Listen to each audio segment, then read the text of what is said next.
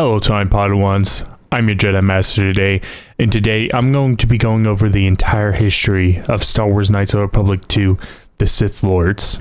Now if you guys don't know, Star Wars Knights of the Republic 2 is my favorite game ever made, and I figured that it was time that I review its history. Star Wars Knights of the Republic 2 The Sith Lords is the sequel to the 2003 Game of the Year Star Wars Knights of the Republic, a BioWare title that was made after they had completed Baldur's Gate. Now due to BioWare being busy with another game, now BioWare actually suggested Obsidian to LucasArts, as BioWare was actually busy with another game known as Jade Empire during this time. Additionally, BioWare and Obsidian did have a good relationship, and BioWare actually found LucasArts' development schedule for the sequel to be too tight. However, Obsidian was known for being able to produce quality product within a very short period of time. Development for the game began in October of 2003.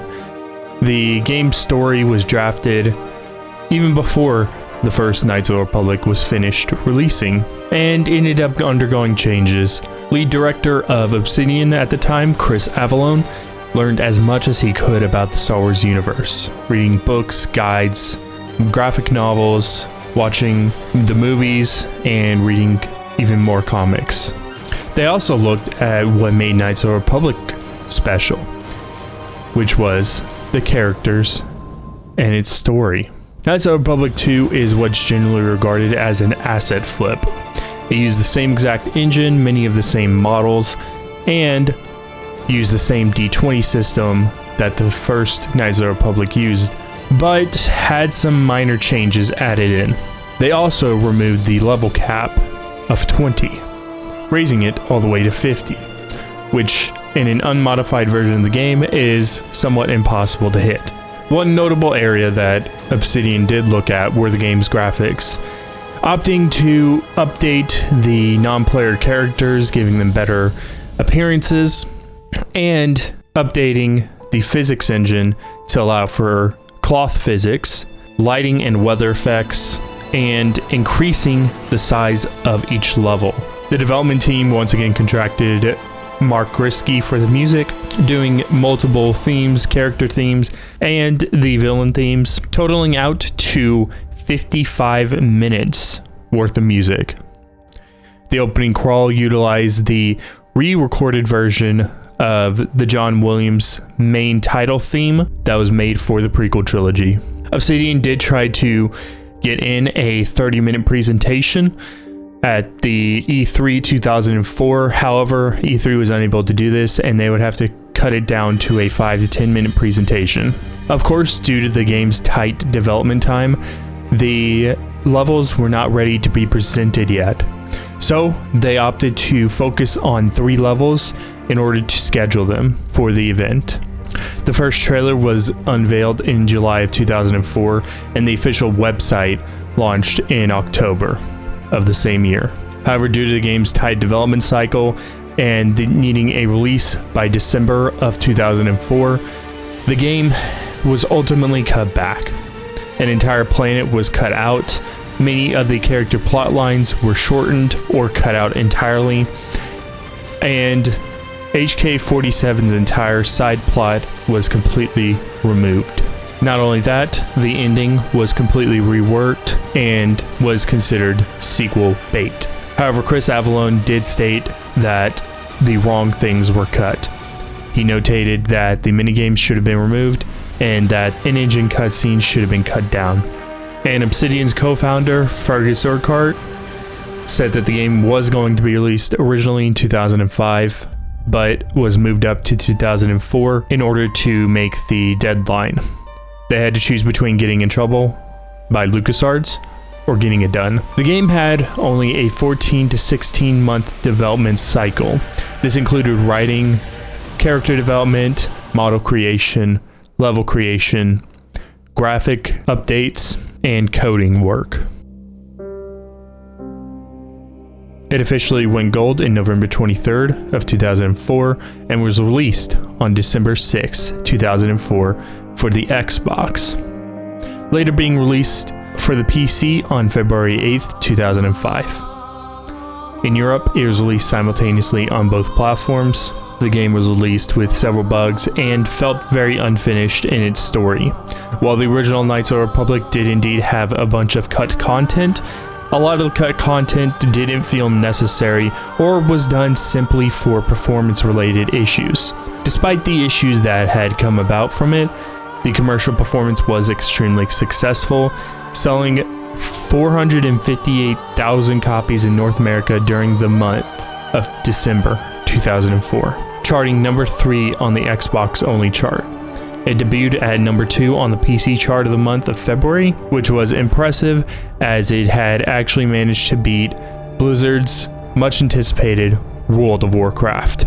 By 2006, it had sold 1.5 million copies, and by 2008, in the United States alone, it had sold 1.275 million copies. Upon release, the game was met with generally positive reception, with IGN stating that developing a sequel from a different developer to a game that won several Game of the Year awards, that Obsidian managed to deliver. Many reviewers enjoyed that the game's combat was mostly unchanged, but given a little bit more depth in order to allow it to feel more like you were engaged in the combat.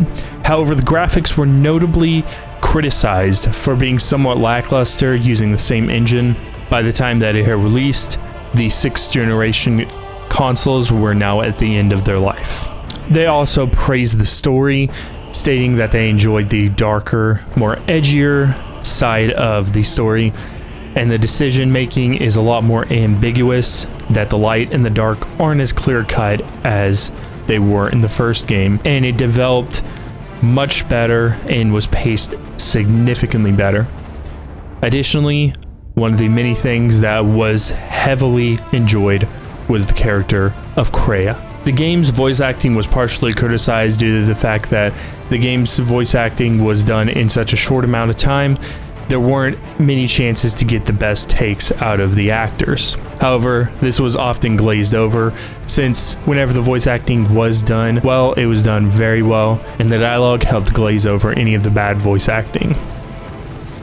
Naturally, the game was heavily criticized for its game-breaking bugs, glitches, pathfinding bugs, and many technical issues. Not only that, it did have the same bugs and technical issues from the first game, and due to the fact that we had not understood what happened behind the scenes, this was levied at Obsidian. The other issue was that the game felt unfinished in its story department. Despite the game being praised for its story, there was criticism levied at the fact that some of the characters' plot lines did not feel finished, some of the characters were underdeveloped, many of the plot points in the game either seemed to disappear or just never end. Additionally, it felt like there was maybe more behind the scenes with the ending. With that being said, Kreia was heavily praised, being the most intriguing, complicated, enigmatic, well-designed, and nuanced character, due to the fact that she is neither dark nor light nor somewhere in the middle. She actually hates the Force as a whole. This was heavily beloved by fans, as they had never seen a Force wielder who actively hated the Force. But Knights of the Republic 2's story does not end there.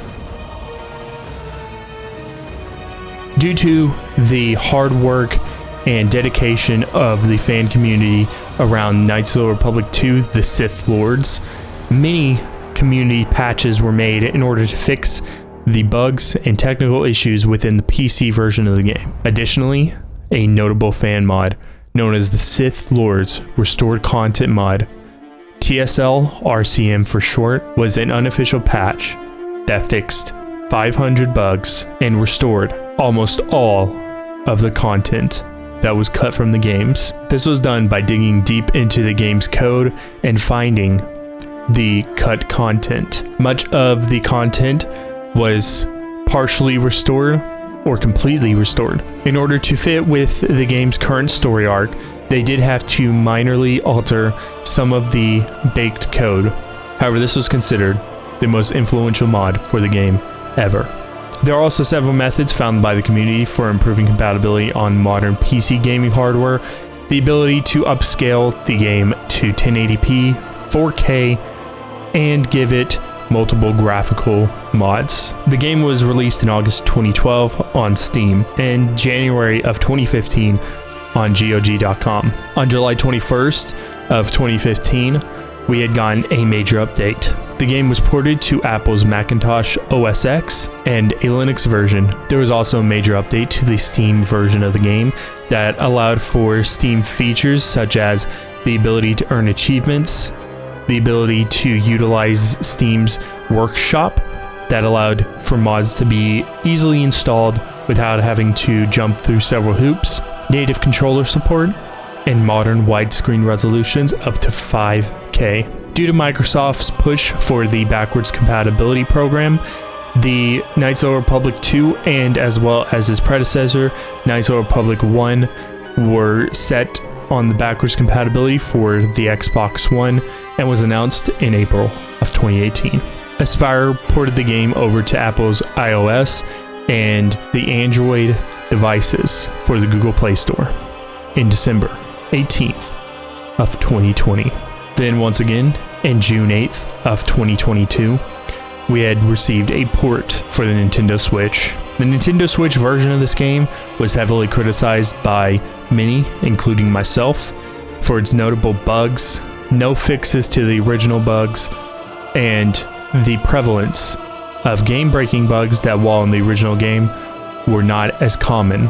This had resulted in a mass dichotomy between those that had found these bugs and reported them in their reviews, and the professional reviewer that had reported none of these bugs. Star Wars Knights of the Republic 2's story is an interesting one, and it's still not over. We are still waiting for the restored content DLC for the Nintendo Switch version, and additionally, the game has potential for a remake, as the first game is getting a remake currently being made by Aspyr. So we will see where this game's story takes us. It has been an interesting journey thus far. It shows what happens whenever you give a talented team a small amount of time to develop a game, and you have a community that is both passionate about the game, its franchise, and its predecessor. It has a long, storied history, and it is why it is my favorite game ever made. Alright guys, I'm gonna go ahead and end that video off there. Hopefully you guys did enjoy this. I'm hoping to start this new series called The Complete History Of. If you guys did enjoy this, please give it a big like. It does help out a lot. Tell a friend today about my Star Wars channel because it's pretty awesome. And may the Force be with you. Always.